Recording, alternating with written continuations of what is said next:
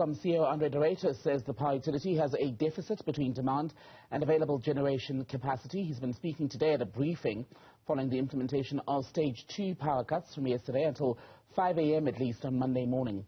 Let's talk more about this. We're joined now by the CEO of Independent Energy, that's thought leader, Mike Rossouw. Mike, a very good afternoon to you. Thank you so much for your time. Another day, another Eskom briefing. Do we know whether we're coming or going at this stage on the power front? Look, I have to say honestly that I know where we're going, and that's not good. The big question here everybody needs to ask Eskom is, why is load shedding so unpredictable, going on and off, and then it goes from 1 to 2 to 3 and so on. And the reason is simple. It's got nothing to do with demand. It's all got to do with the fact that they are not in control of their fleet availability. Their fleet is in a terrible state.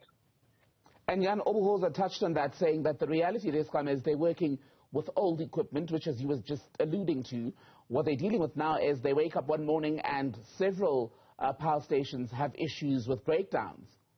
Yeah. So what does that tell you? They're not in control. They have no clue. You know, at a time when Eskom was in control, they could predict the availability of their generation fleet at least a week, 2 weeks in advance, and demand even longer.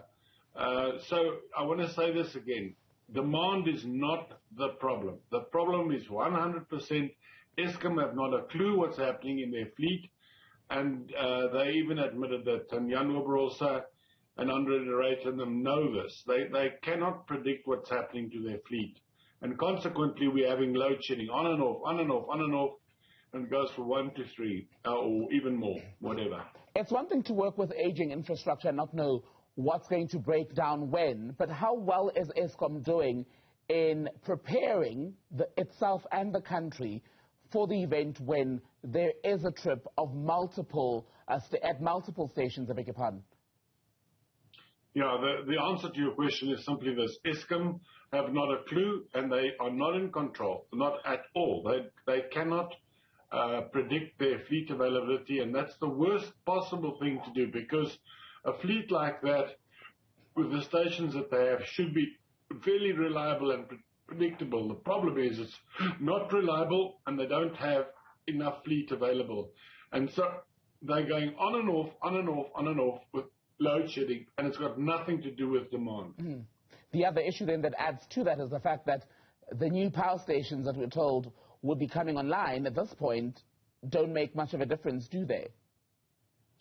Well, unfortunately, they're contributing to the problem of unreliability, because the new plants are coming on stream, or have come on stream, but are on and off itself, which just shows that there's a host of underlying problems which they're not disclosing. I happen to know what the problems are, but the problem is they're not addressing it. They're not addressing the real problems. Why aren't they addressing those issues, and who should be addressing them? And why have they not been held to task for not addressing them? That's a good question.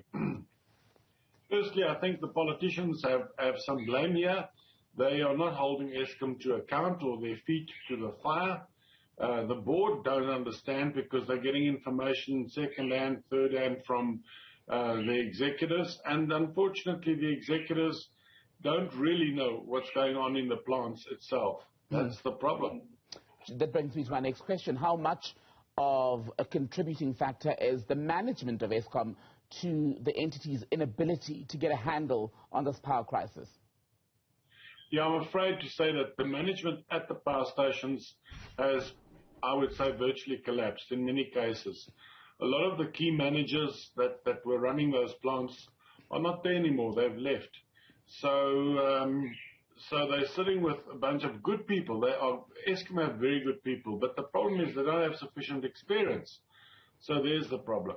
So Jan Oberholzer, the CEO, Ruyter, are they the right people to lead this team, which, as you say, good people, simply perhaps at the wrong place at the wrong time? Look, personally, I think Ruyter and Jan Oberholzer, they're good people and they're good managers. But the problem is they're somewhat out of their depth here, because they can only rely on what they're getting from the plants. but the information they're getting from the plants is not the whole picture. And so consequently, they don't know what's going to happen, and therefore they're just basically going into one level of load shedding to the other.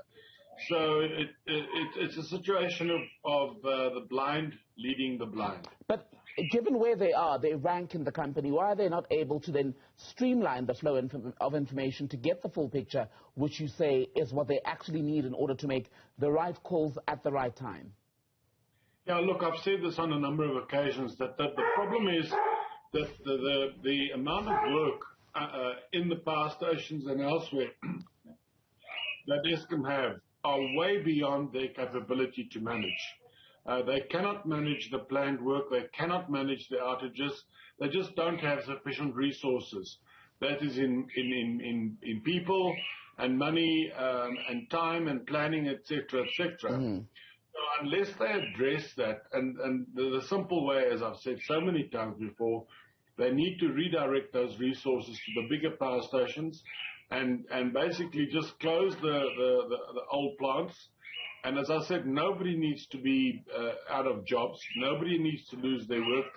We need all the Eskom people there, but they need to be put in the bigger power stations. So if you sack Ruyter, sack Oberholzer, do you think that a different team would be able to do things differently? Would that help?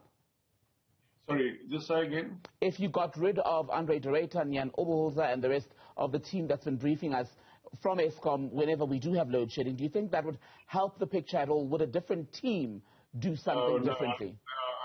I don't think so. You've got to understand that the problem is systematic. So, look, as I said, those two guys are fine, and to replace them now would be even more disaster. So, no, I don't think replacing them is the answer. The answer is they need to basically focus on reality, and they need to basically call their own managers to account, and at the same time, they themselves have to be called to account, and the board has to be called to account by the politicians. So my final question, do you think things are going to get a lot worse before they get better? I mean, we're going into winter now, and if you look at where we are in May, beginning of May, starting off the first week with load shedding until the second week of the month, how will we fare better as temperatures drop? I'm afraid to tell you that in my view, things are going to get worse. And so what we're looking at right now is more load shedding, more frequently, and higher levels of load shedding. That's what's in the cards. And unless Eskom take into account the fact that they don't have the resources to look after what they're currently looking after, they are in deep trouble and will continue to get deeper and deeper into trouble. Mike Rossouw, speaking to us about the power crisis in the country. Thank you very much for your time, sir.